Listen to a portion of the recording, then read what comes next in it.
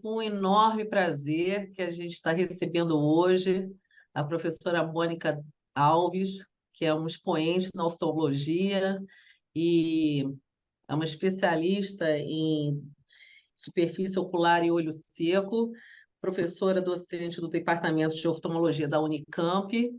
É uma querida, é uma pessoa super disponível, acessível e com certeza vai brilhar aí na explanação dela, como brilhou agora recentemente no CIMASP, comandando uma mesa redonda aí muito especial, sendo bombardeada pelos mestres colegas de superfície ocular, mas se saiu brilhantemente, como sempre. Então, Mônica, você hoje está abrindo os nossos trabalhos do ano de 2024, abrindo com chave de ouro, e é um imenso prazer de ter a sua presença aqui conosco, tá? Seja bem-vinda à nossa sessão do Oftalmologia Copstar. Boa noite a todos. Que honra, que alegria. Muito obrigada, Valéria, pelo convite. Muito obrigada, Almir, pelo convite. Adorei participar. Gostei de estar assim, falando com o pessoal do Rio, que é parte da minha vontade de ser carioca, porque eu sempre desejei, na verdade, isso. Eu fiz faculdade em Juiz de Fora e eu pensava o tempo inteiro que eu tinha que ter nascido no Rio, porque como é que se pode não viver num lugar de uma paisagem tão linda, de um povo tão acolhedor? Eu adorava passear no Rio, amo muito essa cidade. Então, eu até publiquei agora aqui no meu Instagram que eu estou aqui em casa, mas eu estou no Rio também, e isso já enche meu coração de alegria.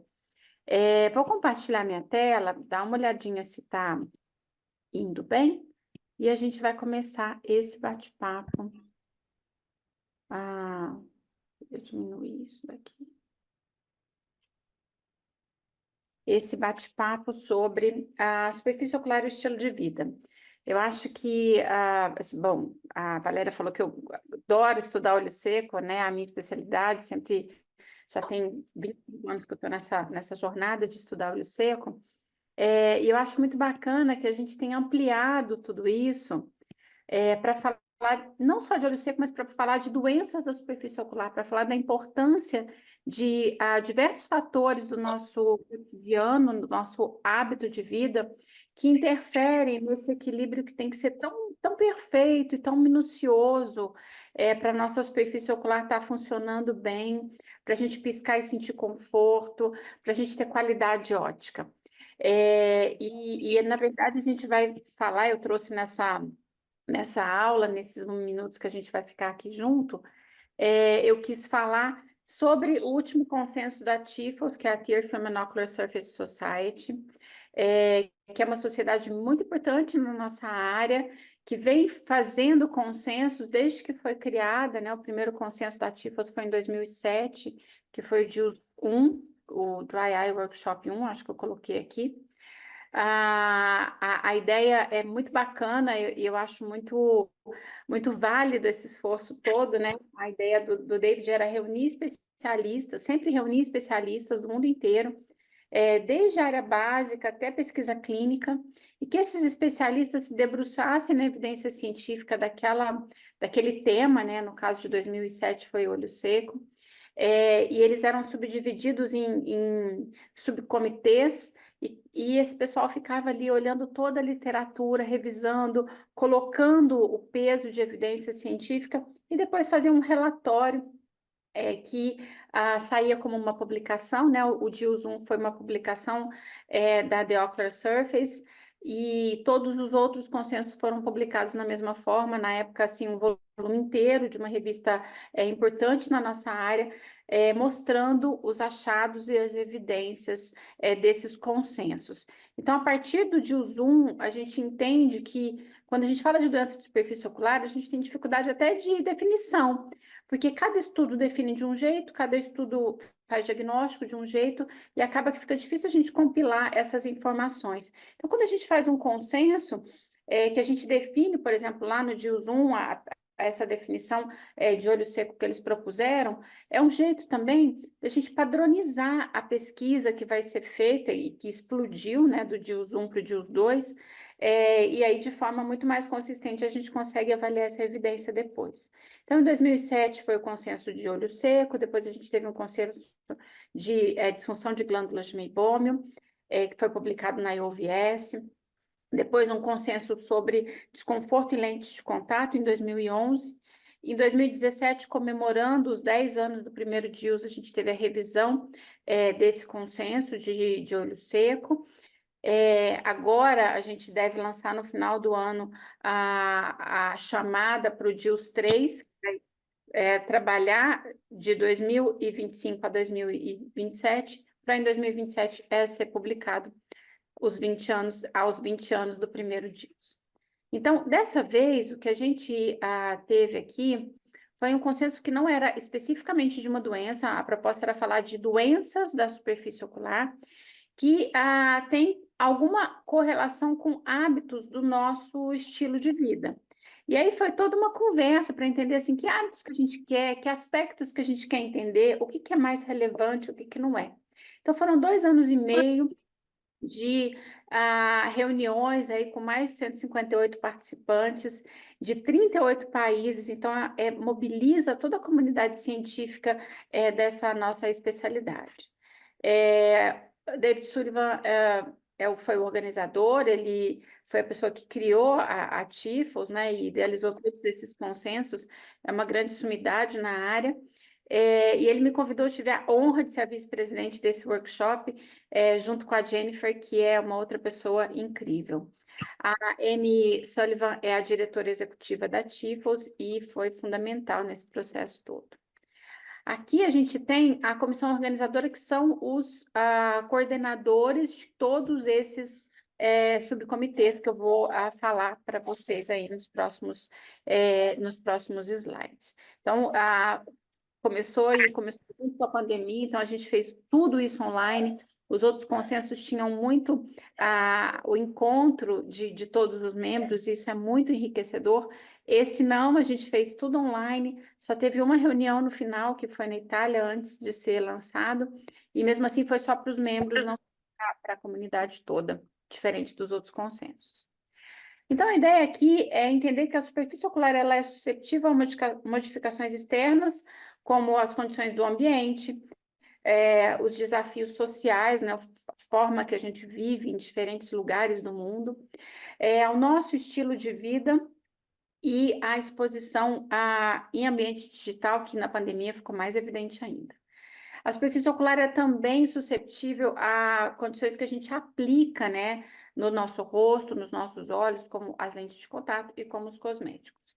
E também há modificações internas, como a nutrição e a procedimentos eletivos que a gente escolhe fazer, medicamentos que a gente escolhe tomar e como isso vai interferir na saúde dos nossos olhos. Então, a ideia era essa. A gente chegou nesses comitês aqui, né? Lentes de contato, condições ambientais. Eu não estou conseguindo ver minha tela inteira. Deixa eu ver se eu consigo mudar isso. Aqui.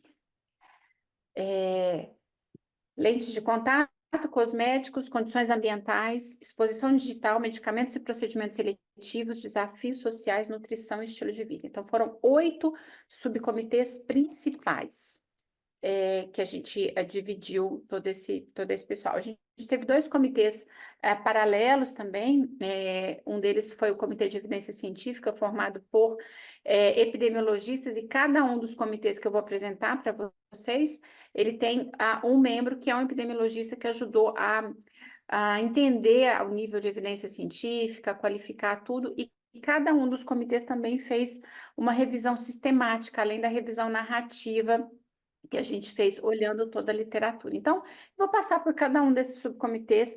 Eles são muito extensos, são comitês relatórios de mais de 100 páginas, cada um desses.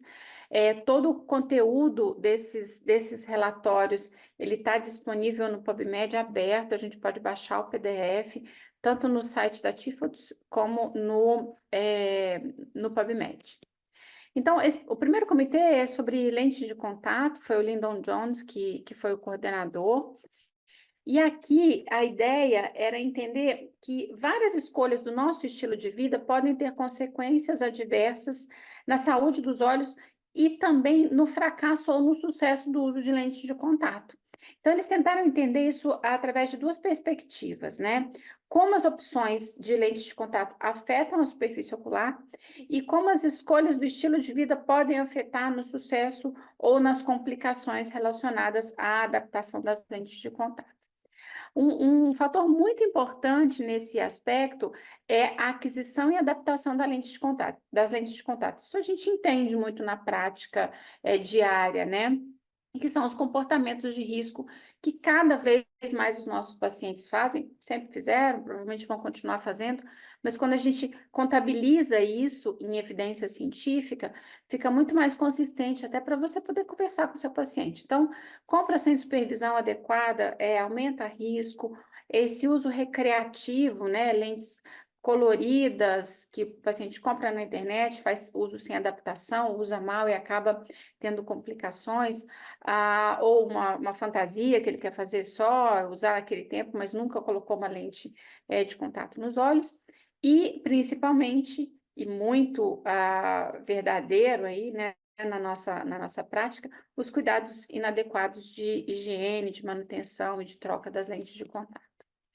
Eles avaliaram também fatores de pior adaptação e fatores de melhor adaptação. Então, uma coisa que piora muito, né, a gente sabe, mas é importante olhar para a evidência e ver que isso se comprova ali, é que doenças sistêmicas e medicamentos diversos pioram a adaptação, né? Várias doenças sistêmicas que pioram a condição da saúde ocular, vários medicamentos que, por exemplo, deixam o olho mais seco, como uma associação muito comum que é usar antidepressivo e ansiolítico, que está cada vez mais frequente, isso faz o olho ficar mais seco, aí você coloca uma lente de contato e piora todo esse ambiente da superfície ocular e acaba levando complicações. Doenças da superfície ocular pré-existentes, principalmente olho seco, disfunção das glândulas de Meibomi e cirurgias oculares prévias. Então, esses são fatores que pioram um pouquinho a adaptação e que são condições relacionadas aí ao nosso estilo de vida. E interessante avaliar o contrário disso. O que é um fator de boa adaptação, né?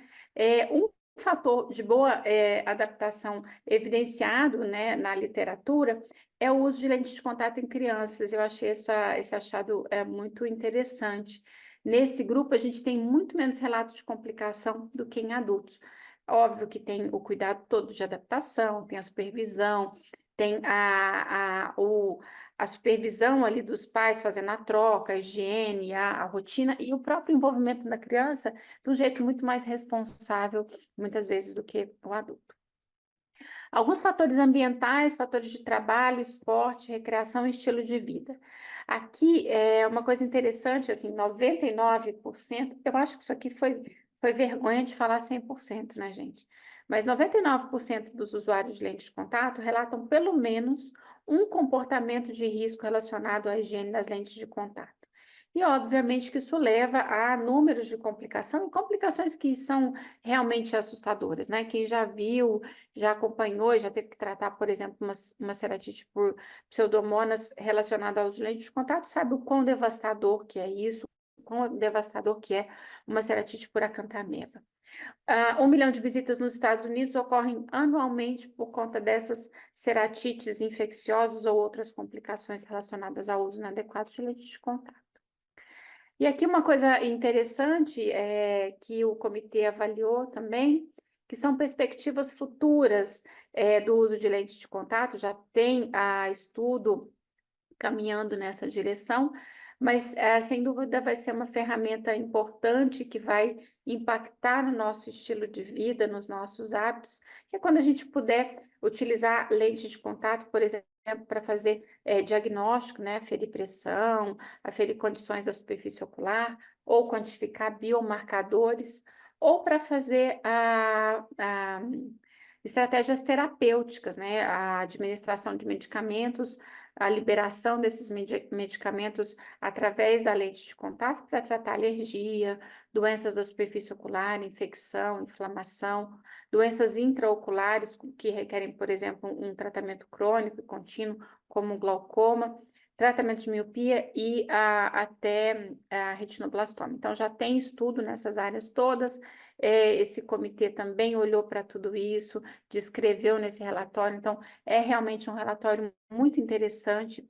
Todos aqueles aspectos que eu citei nesse slide anterior aqui, fatores ambientais, todos eles foram estudados, onde que a poluição interfere, em quais atividades laborais que a gente tem uso de lente de contato e mais complicação, como, por exemplo, aqui as pessoas que trabalham em cabines de avião, até os astronautas, tem relatos de complicação de uso, do que interfere na superfície ocular, e quando a gente faz esporte, quando a gente pode, quando a gente não pode, quando isso leva a alguma complicação, quando é muito bom e quando não é. Então, é realmente um relatório bem interessante, eu acho que vocês vão gostar de ler. Esse é incrível, né? Esse foi o comitê que foi chefiado, né, capitaneado pelo David Sullivan. Tem uma turma muito bacana, tem o Alexandre Costa, que é um brasileiro que faz essa pigmentação, super especialista em superfície ocular. Então, foi bem interessante, estava todo mundo muito curioso. Esse tem sido um dos relatórios mais lidos e mais baixados. Outro dia o David mandou umas estatísticas e a gente viu isso. Bom, e aí a ideia é boa, mas como é que a gente vai achar evidência de tudo isso, né? O primeiro impasse que eles tiveram é exatamente nesse aspecto aqui. Os cosméticos, eles não têm uma regulamentação adequada. A gente não sabe e não precisa saber, e ninguém cobra, por exemplo, a descrição pormenorizada ou a fonte de tudo que é componente do que está dentro daquele potinho que a gente coloca no olho, por exemplo, para ficar, como vocês estão vendo aí no slide, mais bonito. Eles são amplamente utilizados ao longo da vida, desde a infância até a velhice. Eles contribuem para a autoestima, para mostrar a personalidade. Em algumas populações tem uma importância cultural e religiosa também. Quando a gente fala de cosméticos, né, olha quantas opções que a gente tem aqui. A gente tem que lembrar que todos esses cosméticos, eles têm ingredientes que na sua composição podem levar a reações alérgicas, por exemplo, podem atuar como carcinogênicos, têm ação irritante, podem ter toxinas e desreguladores endócrinos. São diversos produtos, diversos procedimentos, todos eles foram descritos e pormenorizados nesse relatório. Então, cada um desses itens que vocês veem aqui tem um tópico lá descrevendo o que acontece, por que fica assim e assado. Esses são alguns ingredientes de cosméticos que podem agredir de forma bastante relevante a superfície ocular. Então, cloreto de benzalcônio, formaldeído, os parabenos, os folatos, os análogos de prostaglandina, os ácidos diversos, todos esses ingredientes são muito comumente encontrados nos cosméticos e têm correlação com alterações e toxicidades à superfície ocular. Aqui é só para a gente lembrar nesse tópico, né, que a gente tem um papel muito importante para educar os nossos pacientes, e às vezes coisas simples, né, como mostrar, por exemplo, como a gente faz uma aplicação de forma mais adequada e menos ofensiva para a superfície ocular de um lápis de olho, né? Então, aqui está uma forma adequada, então, deixar esse slidezinho ou mostrar para as nossas pacientes, porque não adianta falar que não é para usar porque é ruim para a superfície ocular, mas usar de uma forma que seja menos ofensiva, né? Então, se a gente passa anterior aqui e não na linha cinzenta, nos orifícios de drenagem das glândulas de meibômio, a gente interfere menos na homeostase da superfície ocular e a gente interfere menos nessas glândulas que são tão importantes para a gente manter a camada lipídica saudável. Um outro aspecto importante do uso de cosméticos é a contaminação. Esse relatório evidenciou lá que mais de 79% das máscaras utilizadas tinham a testagem positiva para estáfilo, algumas para pseudomonas. Essa contaminação dos produtos, ela está correlacionada à quantidade de uso, ao tempo de fabricação e ao número de usuários. Então, sempre que puder, educar os pacientes que não deve se compartilhar maquiagem, principalmente essa que a gente coloca muito próximo da área dos olhos, por causa dessa contaminação cruzada. Extensão de cílios tem também alguma descrição lá, razoavelmente novo, né? Essas extensões mais prolongadas e não só os cílios postiços para uso eventual.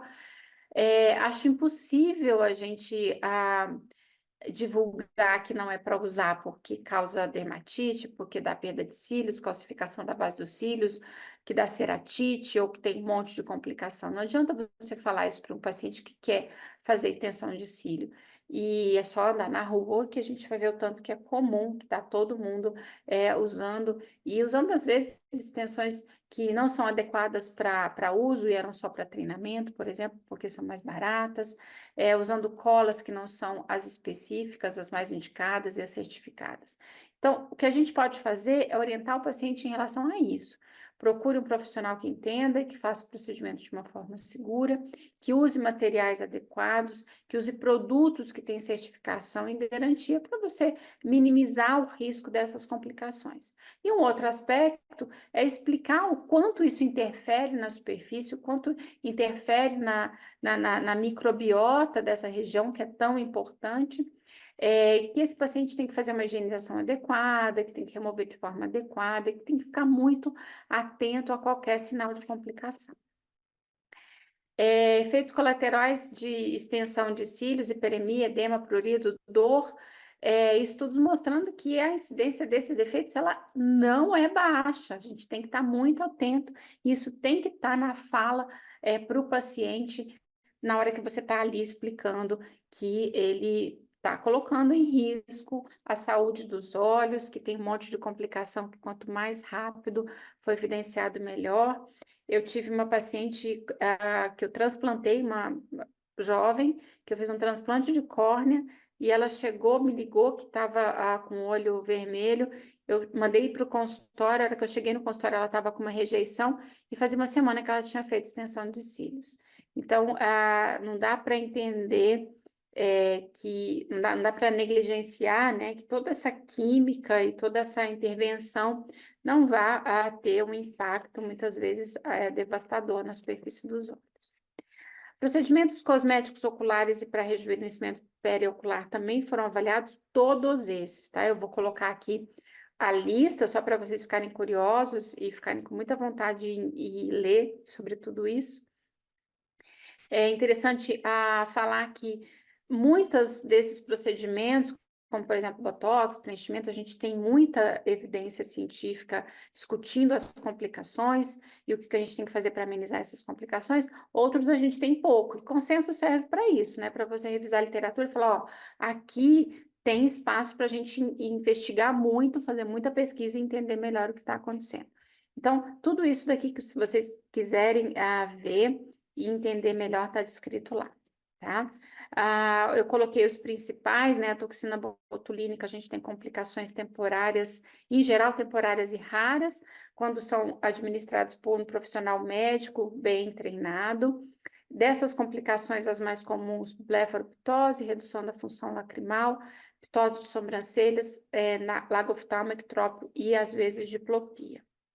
Então, os pontos específicos, a quantidade certa, o profissional que entende o que está fazendo ali, tudo isso faz muita diferença.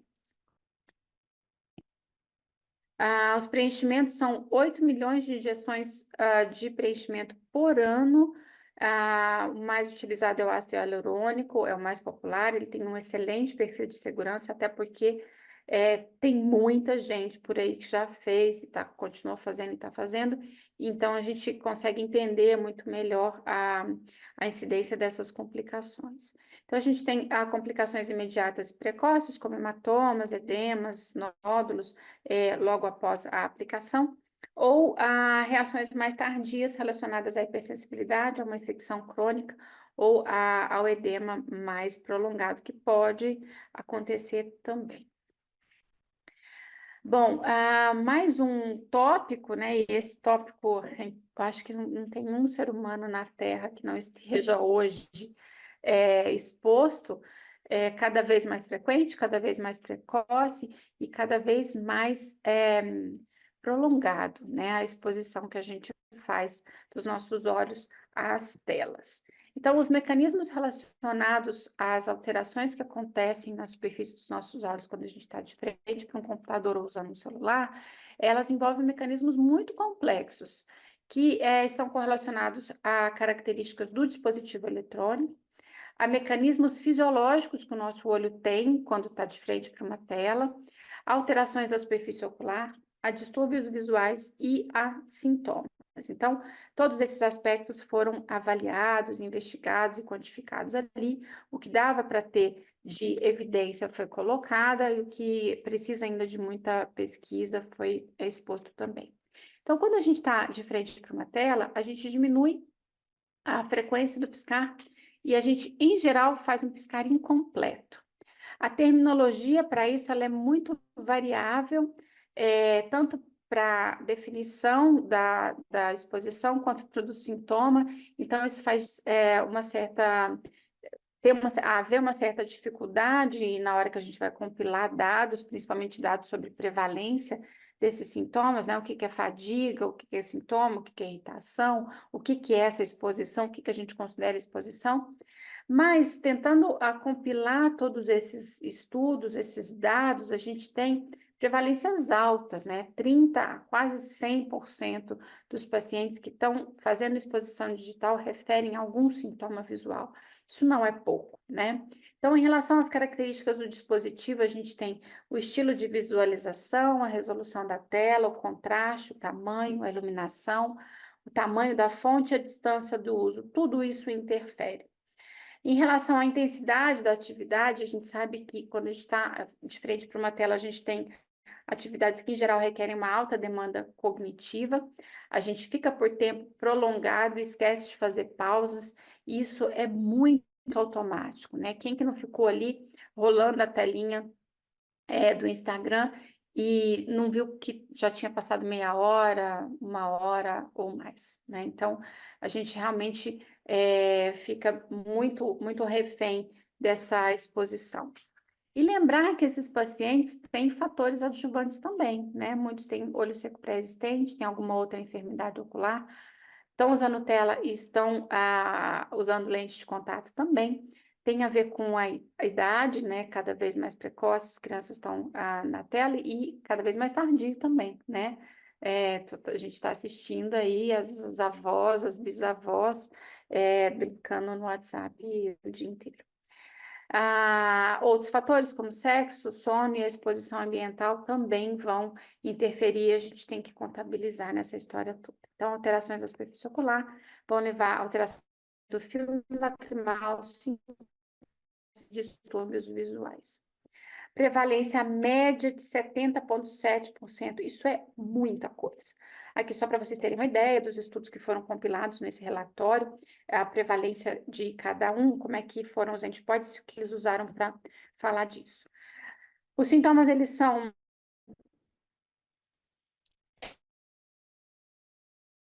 olhos, cefaleia, um piscar frequente, cansaço, visão dupla, prurido, pálpebras pesadas, tudo isso pode ser sintoma dessa fadiga digital que a gente fala. Existem vários questionários para quantificar, e isso é bacana, porque é um jeito da gente entender e dar número para isso, e é também o jeito do paciente entender o que acontece. Não tem nenhum questionário padrão ouro, os mais utilizados são esses dois.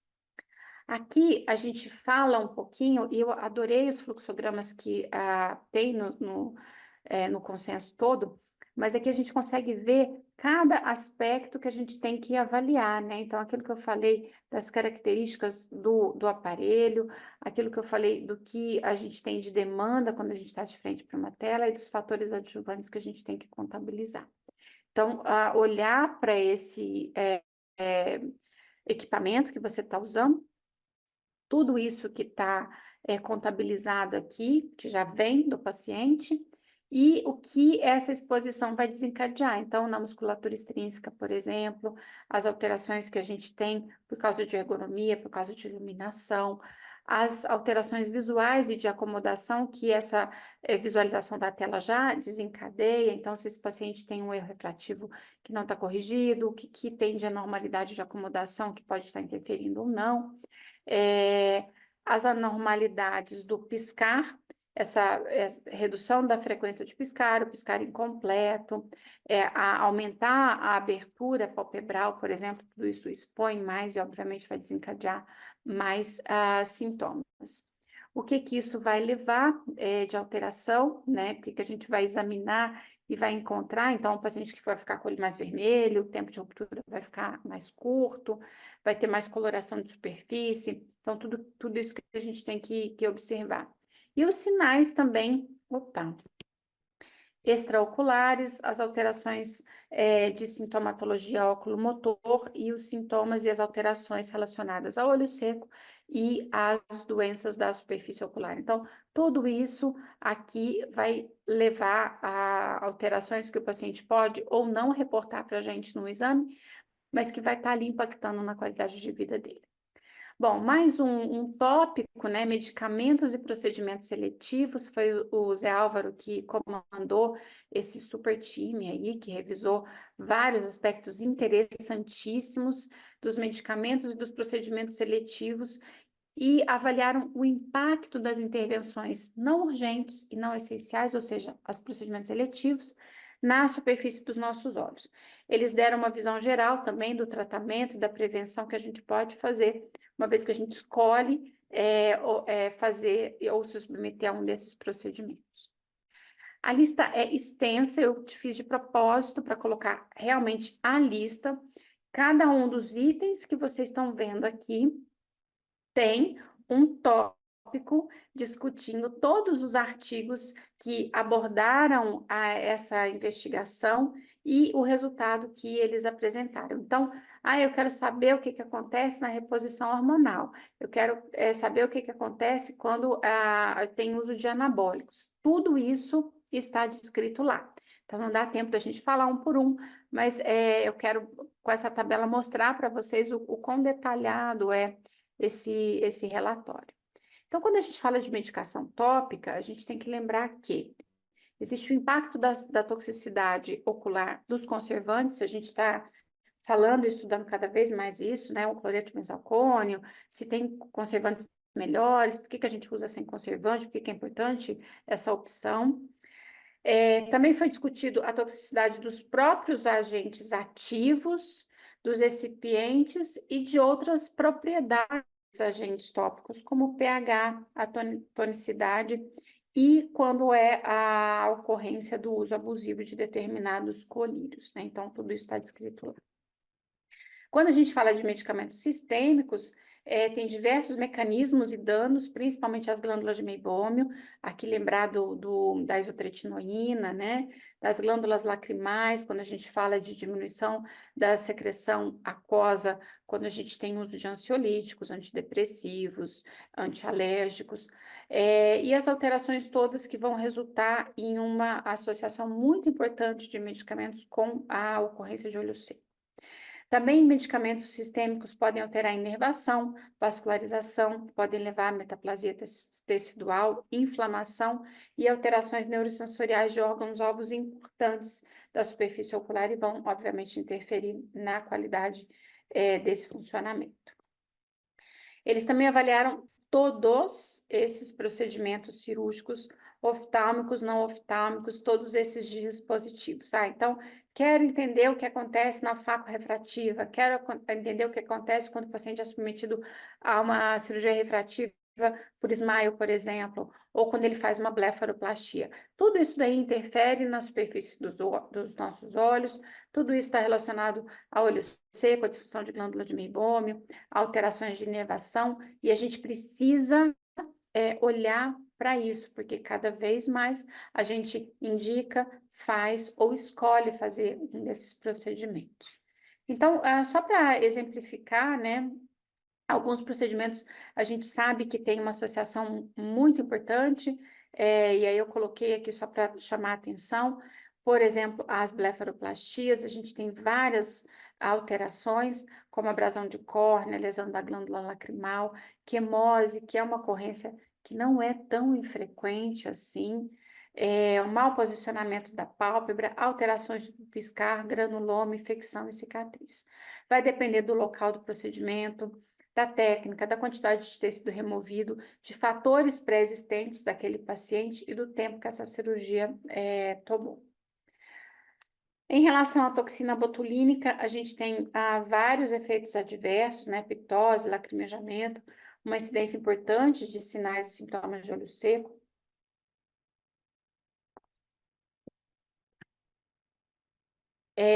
E a profilaxia, a gente deve estar atento, né? Usando volumes menores, vendo direitinho a distância adequada em relação à órbita, a posição da agulha, orientar o paciente a não esfregar, não massagear, e os exercícios dos músculos tratados, para tentar amenizar a ocorrência desses efeitos adversos, que ninguém quer aplicar botox para ficar mais jovem, mais bonito, e sair com um sintoma e com um efeito desse. Os lasers cosméticos são cada vez mais indicados e feitos, né? Tem vários efeitos adversos já reportados na literatura: dor, ectrópico, hiperemia, ulceração de córnea. E a gente pode amenizar a ocorrência desses efeitos adversos com proteção ocular adequada, com configurações corretas desse laser. Então, escolher um profissional bem treinado, bem capacitado, um equipamento confiável.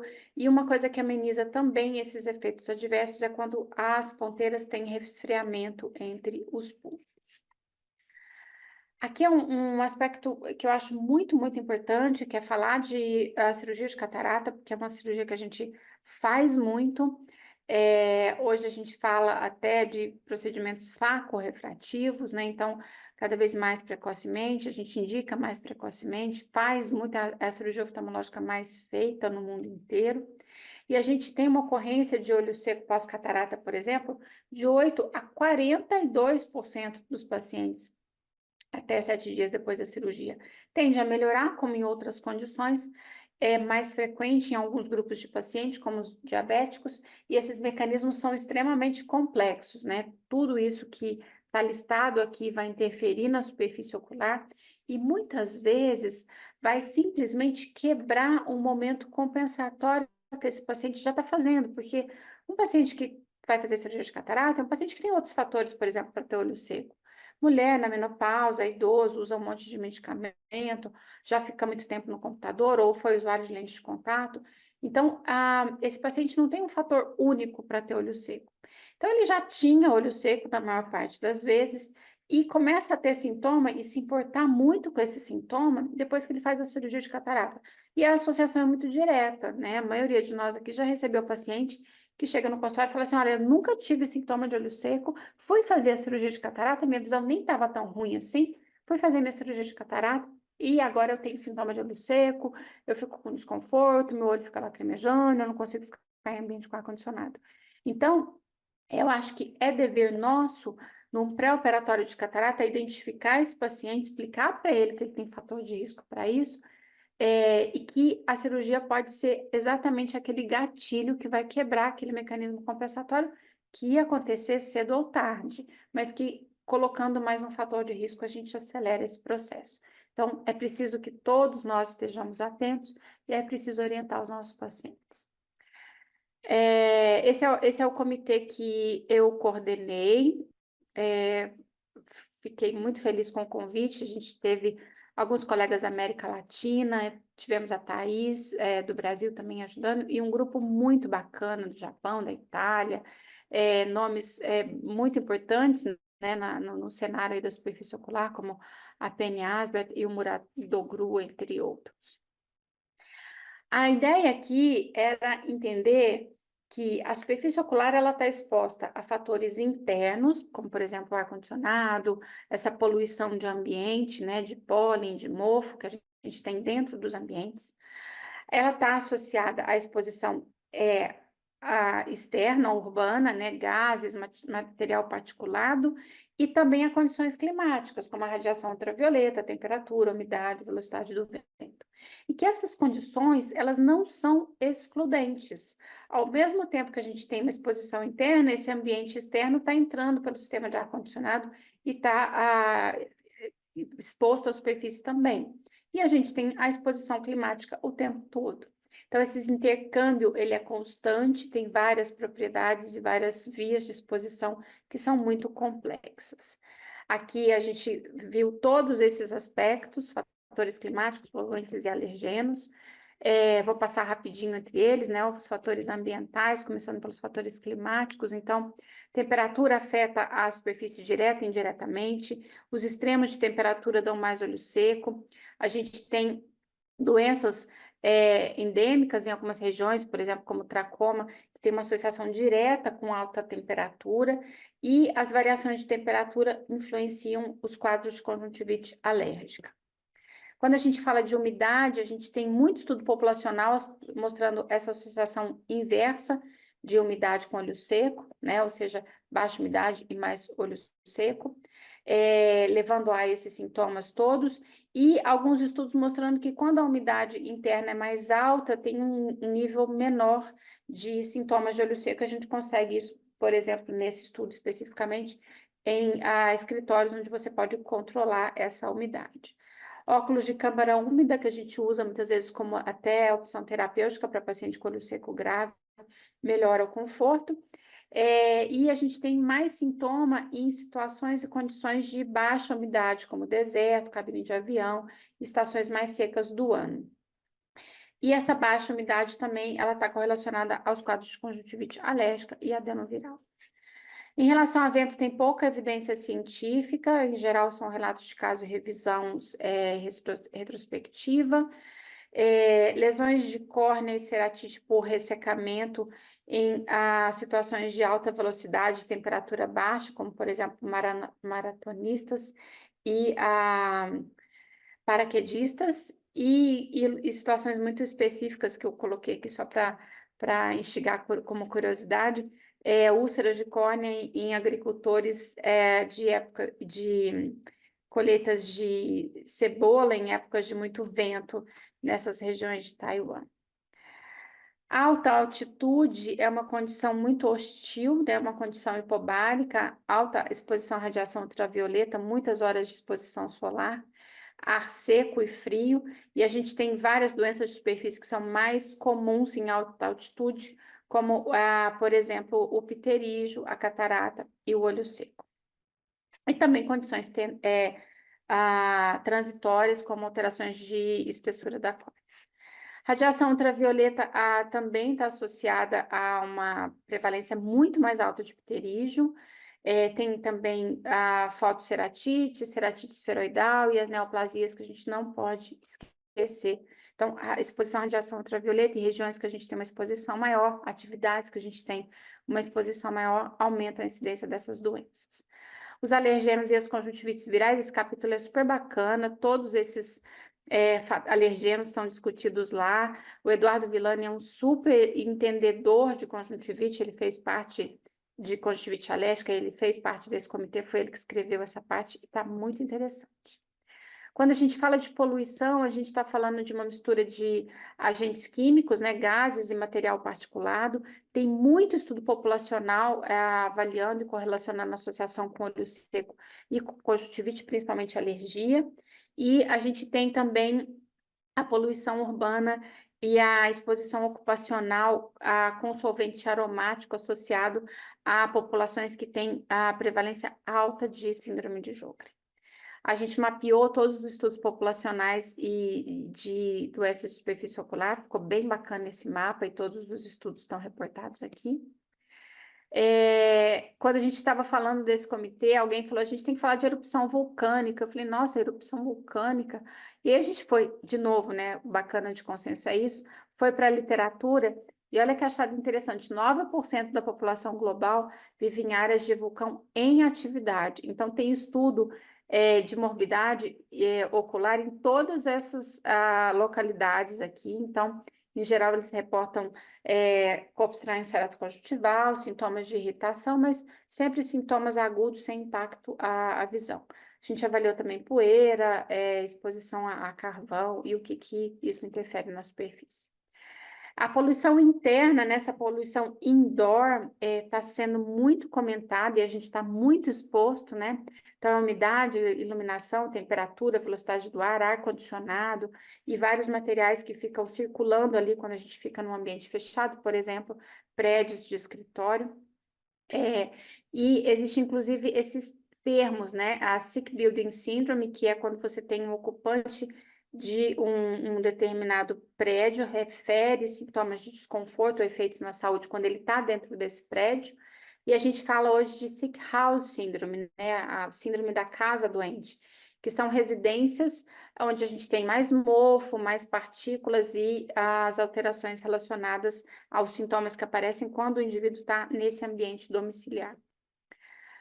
A gente depois fez uma outra reverso disso, que foi olhar para as doenças e elencar todos os fatores que estão associados, né? Então, eu vou passar rapidinho, mas olho seco, poluição, umidade, temperatura, velocidade do vento, tudo isso é fator de risco ambiental para olho seco e, em geral, faz uma agudização quando o paciente é exposto. É difícil a gente contabilizar essa exposição, porque não tem padronização, né, desses poluentes da exposição. Alergia às variações sazonais relacionadas ao pólen e ao clima, mas também outros fatores como alta temperatura, baixa umidade, exposição ao mofo, umidade e ao contato com animais. O pterígio e a exposição prolongada ao sol, 10 a 12%, tem várias revisões sistemáticas de pterígio, então a gente está falando de 10% de prevalência global, isso é muito alto, e quando a gente olha os estudos em geral, eles são mais, essas prevalências são mais altas próximos à linha do Equador. Também a altitude e a exposição ao ar livre. Ceratopatia esferoidal é raro, tem muitos estudos indígenas e aqui nas Américas, muitos estudos na região da Patagônia Argentina, por causa de ter calor e vento constante. As queimaduras, todas as formas, são exposição ambiental e levam a diversas alterações da superfície ocular também. E as neoplasias, desde intraepitelial até carcinoma escamoso invasivo, e uma associação importante com exposição solar e a poluição. Estilo de vida, é bem interessante esse comitê, foi a Annette Gaylor que coordenou, a gente tem um brasileiro aqui que é o Eduardo Rocha. A primeira coisa que eles questionaram, né, esse também é o tema do consenso, mas por que a gente vai fazer ainda um comitê sobre isso? Porque a gente precisava pormenorizar vários aspectos, né? Então, as doenças pesquisadas, a ideia do consenso todo era pesquisar todas as doenças de superfície. Mas quando eles iam olhar especificamente para alguns aspectos do estilo de vida, a maioria dos estudos falava de correlação apenas com olho seco. Mas todas essas outras também foram identificadas. Então, eles olharam basicamente esses aspectos, né? Saúde mental, saúde física e fatores sociais. Então, tudo isso que está descrito aqui foi avaliado lá. Então, depressão, ansiedade, transtornos, estresse pós-trauma, desordens do sono, tudo isso foi avaliado e todos aqueles aspectos de o que causa, o que o próprio tratamento causa também, como, por exemplo, no caso do olho seco. Então, a de saúde mental, fatores mentais, né? Aqui, o que a literatura fala de correlação, então tem uma correlação muito clara de depressão e olho seco, tem a controvérsia em relação ao tratamento, que a gente sabe que antidepressivo e ansiolítico também aumenta o olho seco, ansiedade, a superação e resiliência como um fator de proteção para sintomas, os pacientes reportam menos, estresse e distúrbios do sono estão, sim, correlacionados à maior prevalência de olho seco. Aqui, como as desordens do sono, né, e todos os mecanismos associados que vão levar ao olho seco. Aos fatores físicos, todas essas itens aí foram avaliados. Então, gravidez, dor crônica, uso de máscara, tudo isso. E eles apontaram onde a gente tem ainda debate, ou seja, onde a literatura não é consistente em falar que sim ou que não, e onde ela realmente onde ela mostra uma associação, como, por exemplo, o uso de CPAPs, a gestação, a dor crônica.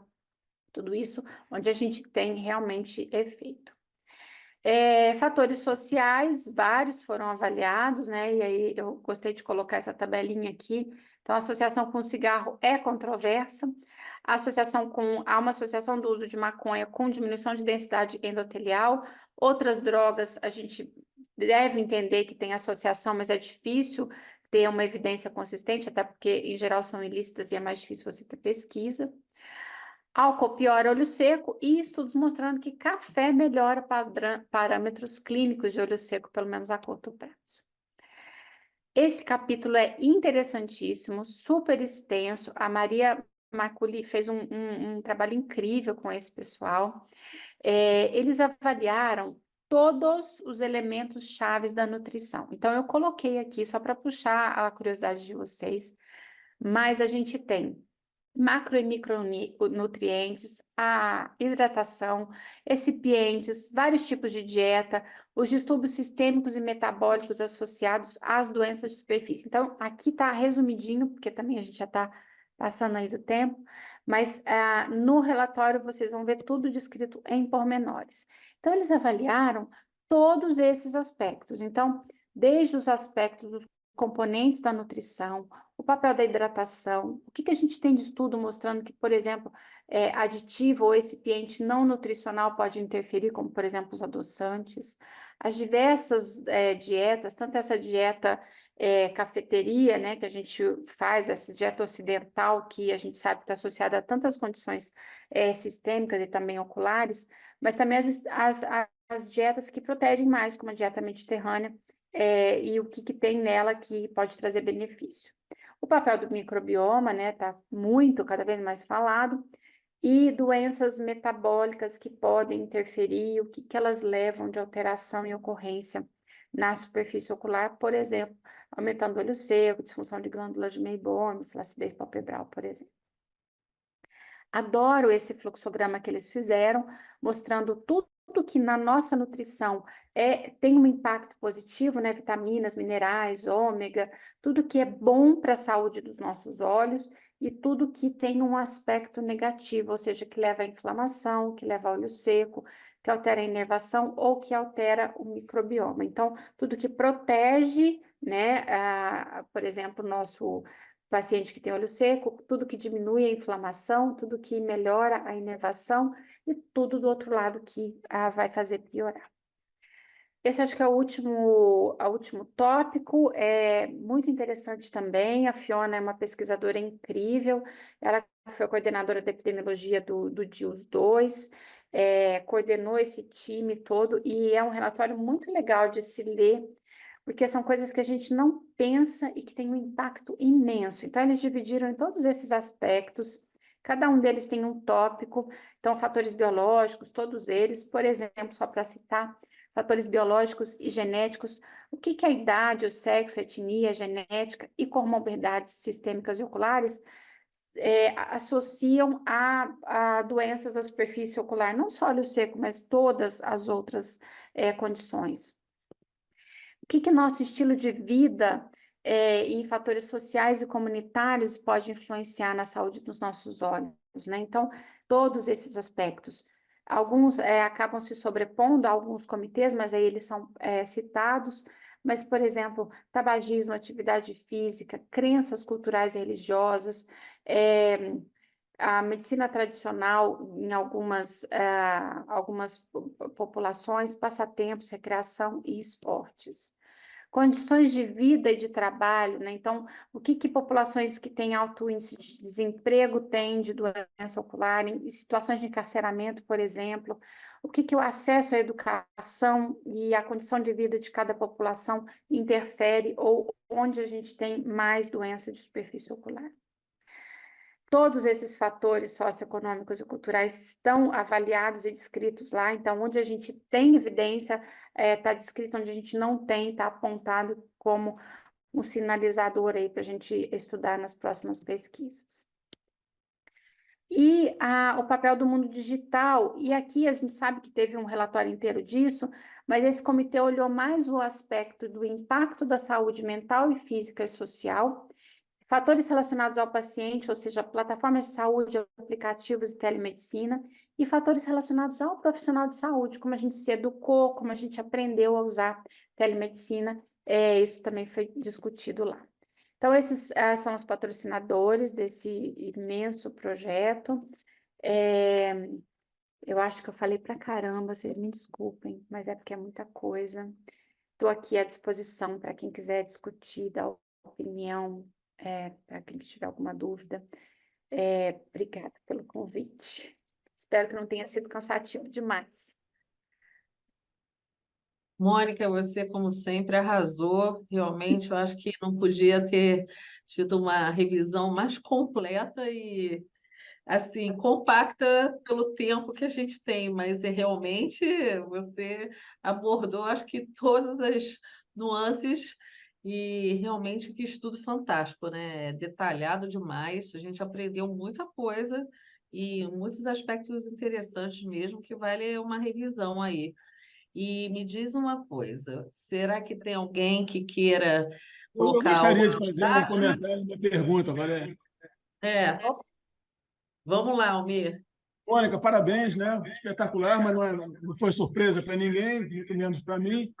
Eu queria te fazer uma pergunta. A gente via, né, há algumas décadas, o pessoal assim que é um pouquinho menos jovem, feito eu, a gente via muito mais alergia de pacientes glaucomatosos, que às vezes tinham que até abandonar a medicação e ir para a cirurgia. E a gente vê bem menos hoje, né?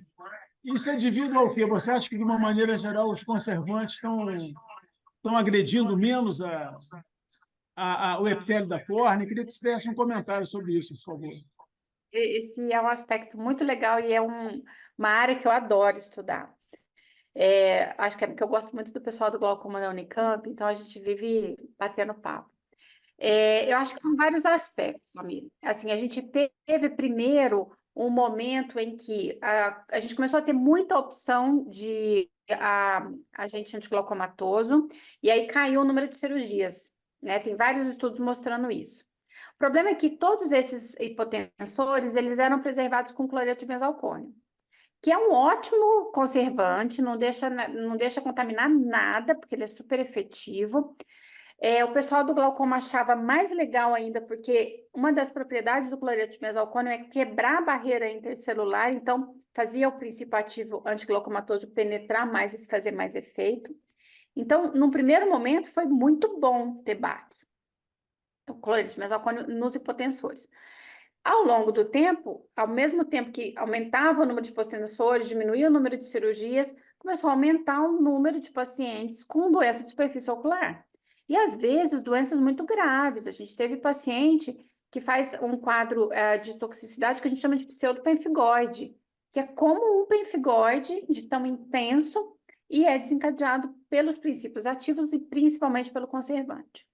Então, isso também fez um alerta para a indústria para colocar produtos sem conservante. A gente tem pouco no Brasil, mas em outros lugares do mundo a gente tem bastante. Na Europa, eles praticamente só usam vial de dose única, sem conservante. E alertou também o especialista e o geral para tratar a superfície e proteger a superfície enquanto você está cuidando do seu paciente com glaucoma. Então, é o jeito que a gente vai aprendendo com os erros, né? Não sei se com os erros, mas sei lá, com as fatalidades que vão acontecendo. Eu acho que a gente tem menos porque a gente está se conscientizando mais. E porque a gente tem opções no mercado que são menos tóxicas, conservantes que são menos tóxicos, e agora está entrando essa moda de laser de novo, que também amenizam tanto o número de hipotensores. Acho que é um conjunto de fatores. Posso fazer outra pergunta, Mônica? Não é infrequente a gente já pegar pacientes que chegam para a gente usando 3 drogas antiglaucomatosas. Ele usa um análogo de prostaglandina, usa um beta-bloqueador, usa brimonidina, enfim. Na minha experiência pessoal e limitada, né, até certo ponto, para mim o que eu vejo mais ser alergizante é o grupo da brimonidina e afins. Mas você acha que isso procede? A literatura mostra que sim, tem uma associação importante com brimonidina e quadros de toxicidade, de irritação, de hiperemia. Sim, então É. tem que olhar o conservante, tem que olhar o princípio ativo também. Perfeito, E obrigado. aí, a gente tem um monte de estratégia também, né? Usar combinação fixa é melhor do que usar separado, porque você expõe menos o conservante. O efeito tóxico do conservante, ele é acumulativo.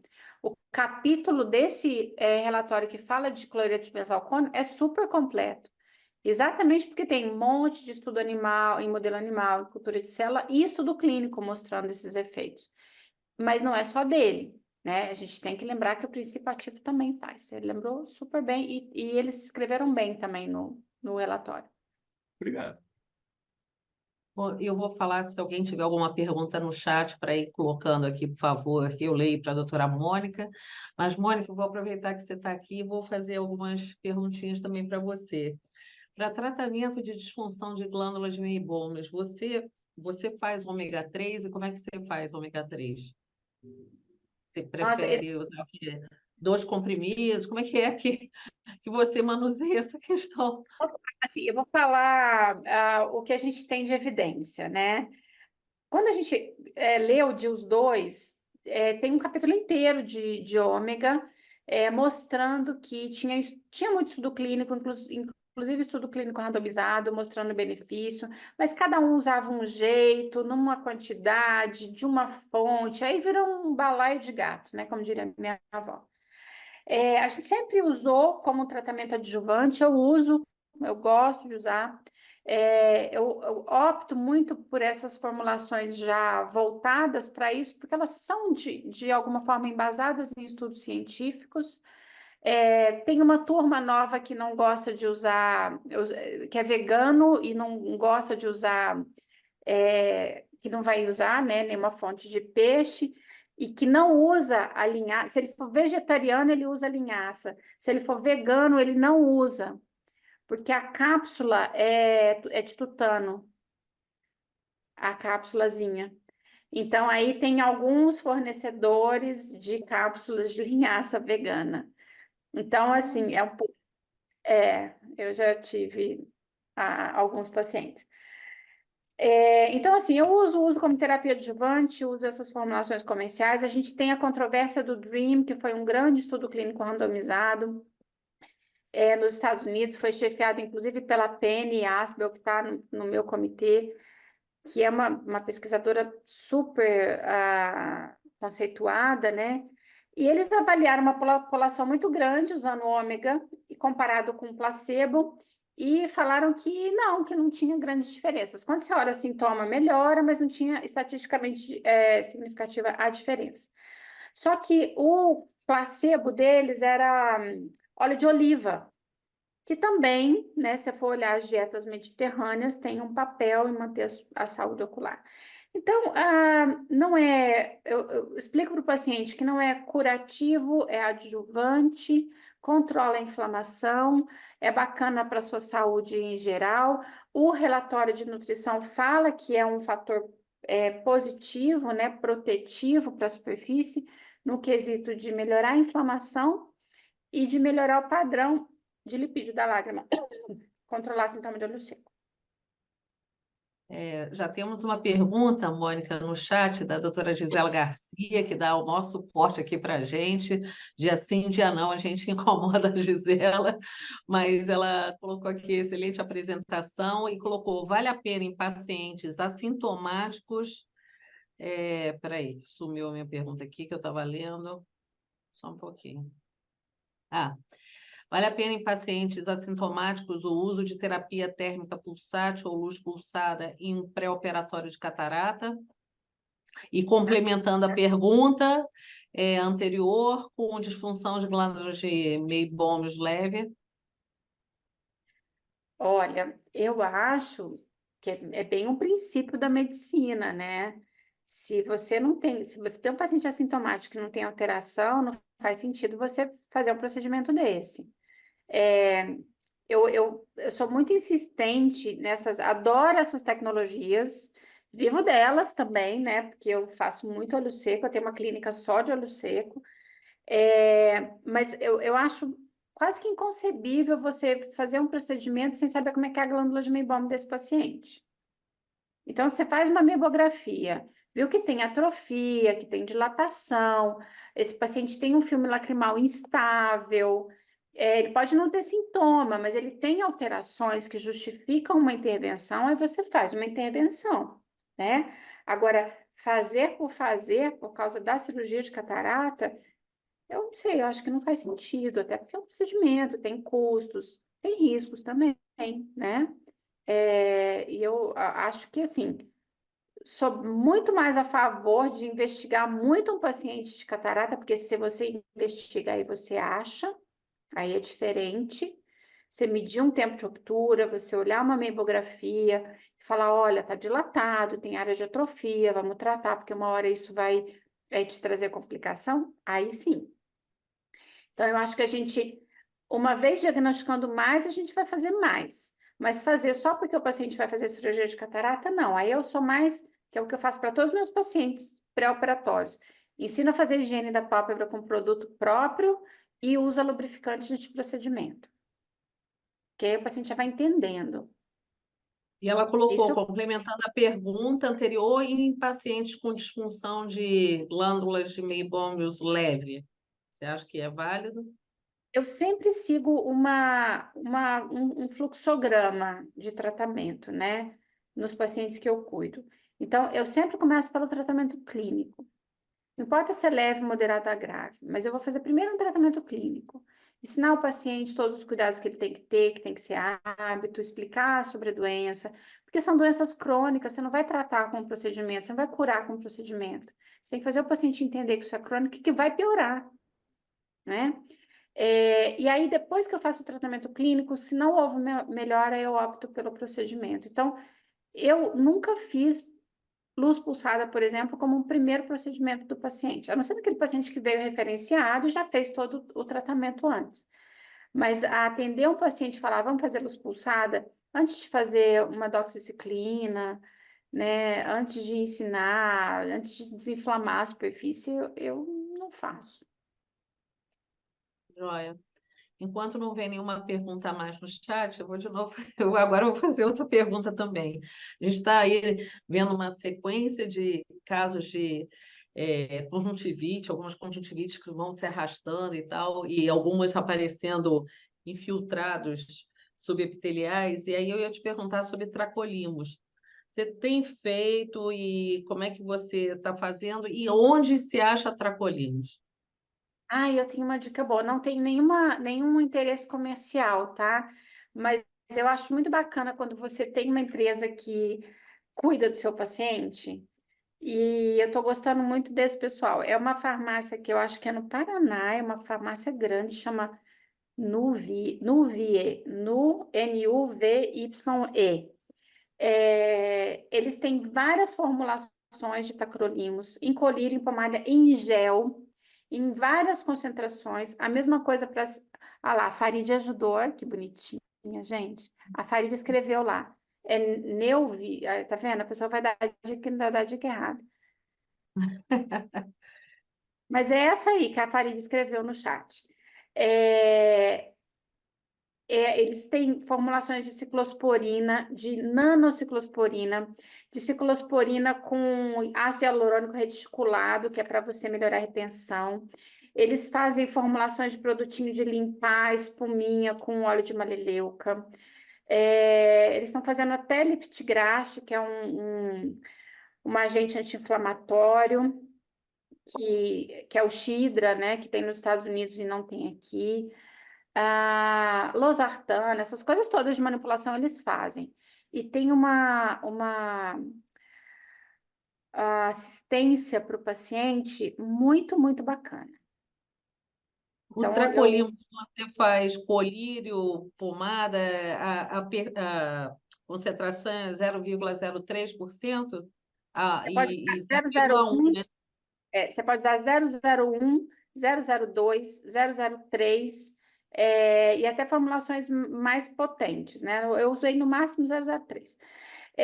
Formulação mais suave, tem que lembrar que ele dá uma irritação quando você começa, né?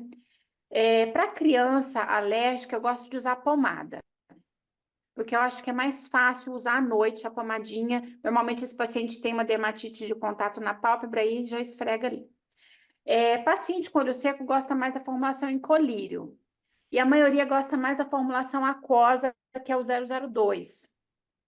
A oleosa, que é óleo de oliva, o veículo é 003. Essa farmácia tem um monte de opção. Eu estou prescrevendo muita formulação em gel agora. E os pacientes têm gostado. E aí, qualquer uma dessas concentrações você pode pedir na formulação em gel. E aí tem que Ok. lembrar o paciente que no Ó, começo do tratamento, igual a ciclosporina, irrita muito o olho, em geral eu deixo um corticoide junto. você deixa uns prolongar assim uns 6 meses usando isso e vai reduzindo Aí a quantidade? Como é que você faz? depende da indicação. Normalmente para infiltrado é mais rápido, né? Eu faço o ciclo de corticoide potente, um médio, um baixo, aí entro com tacrolimus, vou tirando o corticoide e deixo o tacrolimus no máximo 2, 3 vezes por dia, tá? Melhorou, aí você faz o inverso, você começa a ir diminuindo e fica vigiando, assim, diminuindo quase que homeopaticamente eu faço. Dia sim, dia não, 2 vezes por semana, e às vezes nessa hora o paciente falta tudo. Filtrado é sempre muito desafiador, né? Para as conjuntivites alérgicas graves, em geral você começa a usar ali na infância, a hora que o negócio fica pior, e você vai parar de usar muitos anos depois, né? Esses pacientes controlam super bem com tacrolimus, foi um grande divisor de águas, mas é um paciente que vai usar muito mais cronicamente. Paciente de olho seco, você pode deixar uma formulação suave e ele vai usar também a vida inteira, porque olho seco grave, ele vai ter inflamação a vida inteira, né? Bom, não sei se alguém ainda quer falar alguma coisa no chat, se o Almeida quer fazer alguma outra colocação. Tem tanta coisa para poder explorar você, Mônica. Se a gente se der aqui ao trabalho, você vai ficar enlouquecida. Não sei se Eu alguém acho até, mais. Valéria, esse tema é tão relevante, tão extenso, que a gente podia programar, talvez no segundo semestre, um simpósio presencial só sobre superfície ocular e olho seco. Uau! Ó, se A for Mônica trazendo presencial, outras Mônica, ideias, eu acho você já que sabe que aquele café que eu estou devendo tá vindo aí. ah, É incrível. acho uma boa ideia, acho uma boa E ideia. fica a dica, convida para o Rio que eu vou, hein? Isso, Fácil. claro. Vamos sim. Não sei se alguém mais quer colocar alguma coisa, alguém que seja aí a própria Farid. A gente teve a presença aí da Ana Luísa, Roflin. Não sei se alguém quer mais colocar alguma coisa aí, até mesmo no chat. E, enfim, tem tanta coisa interessante que a gente até se perde por conta de tanto assunto aí. Eu ia perguntar sobre ivermectina. Como é que você está fazendo aí em relação à ivermectina? Eu gosto de passar oral. Aí tem uma tabelinha por peso, né? Aí eu sempre gosto de falar que aí realmente pode usar, porque é para isso. Então, é paciente que tem quadro crônico recorrente, você olha na lâmpada de fenda, a base dos cílios, vê aquele aspecto. Óbvio que o jeito certíssimo de você identificar o Demodex é tirar e olhar no microscópio óptico. Mas, assim, um bom exame de lâmpada de fenda, você consegue identificar também, coloca num aumento maior, pega uma pincinha, gira o cílio que você está achando que tem Demodex para um lado e para o outro, você vai abrir, ele vai ver que ele abre umas espículazinhas, e aí aquilo ali é um Demodex. Junto com essa apresentação clínica, né, de um quadro que é recorrente, arrastado, que não está melhorando com o tratamento clínico, aí eu proponho o uso da ivermectina. É uma tabelinha por peso, então você coloca lá no Google, eu sempre faço isso, nunca decorei. Coloco dose de ivermectina, aparece o peso e quantos comprimidinhos. Eu faço uma dose única, em geral, para 50 quilos dá tipo 2 comprimidos. Dose única, de 14 dias repete. A caixinha acho que vem com 6, então ele compra uma caixinha e faz o tratamento completo. Essas farmácias de manipulação manipulam a pomada também. Eu tenho pouca experiência com pomada, eu tenho alguns poucos pacientes que preferiram usar pomada, eu mandei manipular. E aí a mesma coisa, você usa e vai observando como é que o paciente fica. Show. Aqui a doutora Maria Pia Freira falou, o problema é que o paciente resume a, mas o olho seco, doutora, se meu olho vive chorando, Isso teriam que é ótimo, assistir essa aula. É é olho isso. seco molhado. Eu falo para o paciente, mas é olho seco molhado. É a hora de ensinar aquele momento compensatório, né?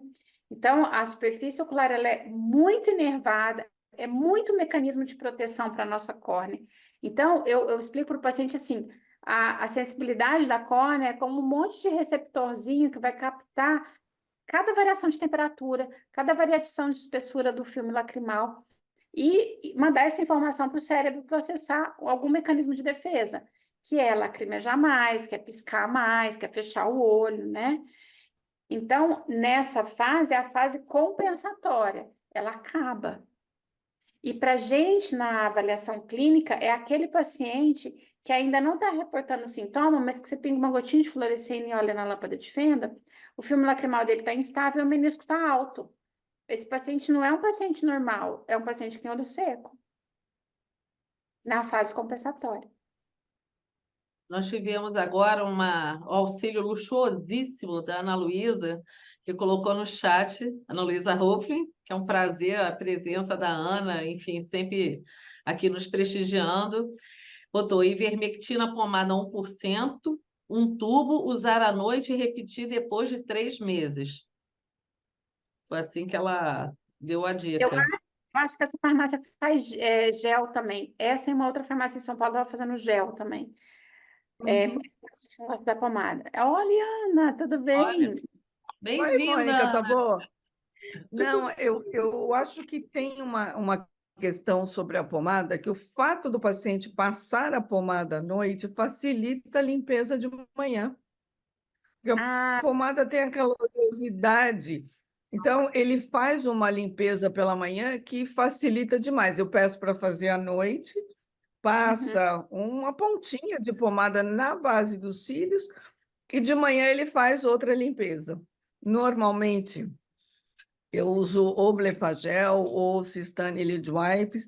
Acho bom usar cotonete em vez de gaze para fazer a limpeza, porque com espelho de magnificação ele consegue remover melhor as crostas.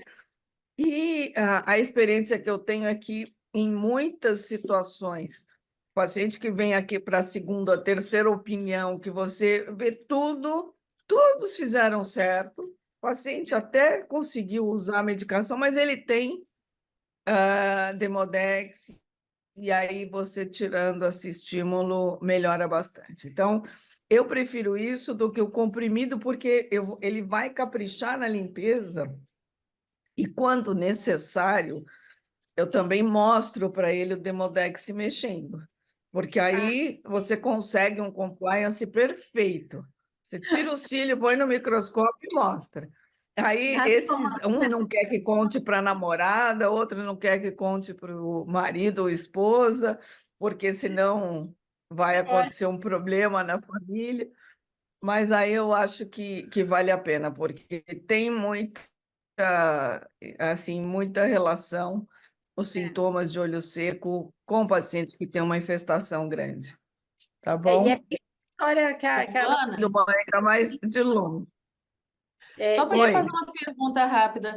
Acabou o Stanley Lid Wipes, não foi? Porque eu tenho paciente que usava, adorava cronicamente e de repente deixou de achar. Eu não sei se em São Paulo tem, mas Eu aqui a estou gente não acha encontrando mais. ainda. Ah, Ainda é? em São Paulo a gente está encontrando. Aqui a gente não está Mas mais o encontrando, não. Blefagel ajuda, Ah, tá tá joia. Não, a bom? gente usa direto pelo Efagel, mas o Cistane, que eu tenho paciente A que era Mônica dependente sempre de completa, Cistane Lid como Wipes. sempre, né? É, maravilhoso, maravilhoso. Obrigado, Ana.